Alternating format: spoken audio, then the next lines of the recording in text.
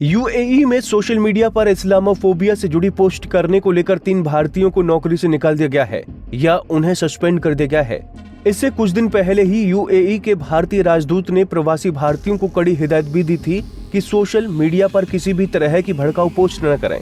Gulf news की report के मुताबिक सोशल मीडिया की पोस्ट को लेकर यूएई में रह रहे करीब आधा दर्जन भारतीयों के खिलाफ कार्रवाई हुई है। अब इस सूची में 3 अन्य भारतीयों का नाम भी जुड़ गया है। ये 3 भारतीय हैं chef Rawat Rohit, store keeper Sachin Ginni Goli और एक कैश कस्टोडियन, जिनकी पहचान एम्प्लॉयर की ओर से जाहिर नहीं की गई है।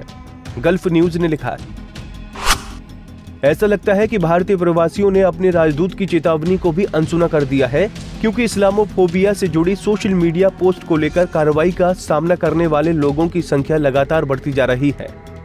यूएई की राजकुमारी हिंद काज़मी ने भी सख्त शब्दों में कहा था कि अगर उनके देश में रह रहे भारतीयों ने नफरत फैलाने की पोस्ट की तो उनके खिलाफ कड़ी कार्रवाई की जाएगी। यूएई की राजकुमारी के नाराजगी भरे ट्वीट के बाद भारतीय राजदूत को सामने आना पड़ा। 20 अप्रैल को यूएई में भारतीय राजदूत पवन कपूर ने भारतीयों को आगाह किया कि इस तरह का बर्ताव बिल्कुल न करें। उन्होंने एक ट्वीट में लिखा था, भारत और यूएई किसी भी आधार पर भेदभाव के बिना सबके साथ समान बर्ताव करते हैं। भेदभाव करना हमारे नैतिक मूल्यों और कानून दोनों के खिलाफ है। यूएई में रह रहे भारतीयों को ये बात हमेशा ध्यान में रखनी चाहिए। रिपोर्ट्स के मुताबिक पिछले सप्ताह 3 और भारतीयों ने आपत्तिजनक पोस्ट की और सोशल मीडिया पर यूजर्स ने इसकी शिकायत कर दी, जिसके बाद उनके एम्प्लॉयर को एक्शन लेना पड़ा। किस किस पर हुई कार्रवाई? शेफ रोहित। दुबई में इटालियन रेस्टोरेंट चेन इटैली चलाने वाले आजादिया ग्रुप के प्रवक्ता ने इस बात की पुष्टि की कि शेफ रोहित को सस्पेंड कर दिया गया है और उसके खिलाफ अनुशासनात्मक जांच चल रही है। सचिन गिन्नी गोली। शारजाह के न्यूमिक्स ऑटोमेशन ने भी कहा कि उन्होंने अपने स्टोर कीपर गिन्नी गोली को अगली नोटिस आने तक सस्पेंड कर दिया है। फर्म के मालिक ने कहा, हमने उनकी सैलरी रोक दी है और उनसे काम पर आने के लिए मना कर दिया है। मामले की जांच चल रही है।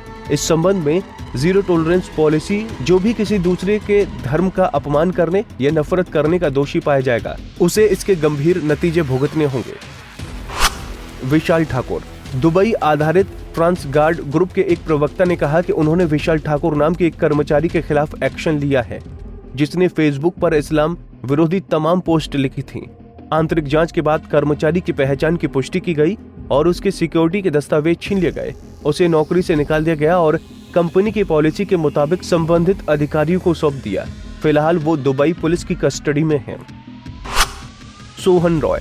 पिछले महीने शारजाह के कारोबारी सोहन रॉय को अपनी एक कविता के जरिए लोगों की धार्मिक भावनाएं आहत करने के लिए माफी मांगनी पड़ी थी। त्रिलोक सिंह। मार्च महीने में त्रिलोक सिंह को नागरिकता कानून को लेकर दिल्ली के एक छात्र को ऑनलाइन धमकाने को लेकर दुबई के एक रेस्टोरेंट से नौकरी से निकाल दिया गया था।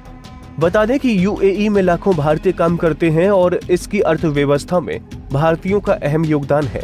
नरेंद्र मोदी सरकार के आने के बाद से खाड़ी देशों के साथ भारत के रिश्ते काफी मजबूत हुए हैं।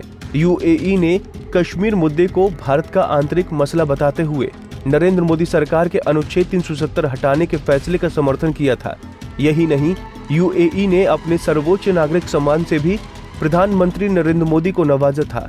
हालांकि विशेषज्ञों ने आशंका जताई है कि यूएई में कुछ भारतीयों के इस्लामोफोबिया पोस्ट को लेकर विवाद गहराता जा रहा है और इसका असर दोनों देशों की दोस्ती पर भी पड़ सकता है। Bureau report, Punjab Kesari TV. हमसे जुड़े रहने के लिए हमारे YouTube चैनल को सब्सक्राइब करें और नई वीडियो की नोटिफिकेशन के लिए बेल आइकॉन को दबाएं। अगर आप ये वीडियो Facebook पर देख रहे हैं तो लाइक जरूर करें और ज्यादा से ज्यादा शेयर करें। धन्यवाद।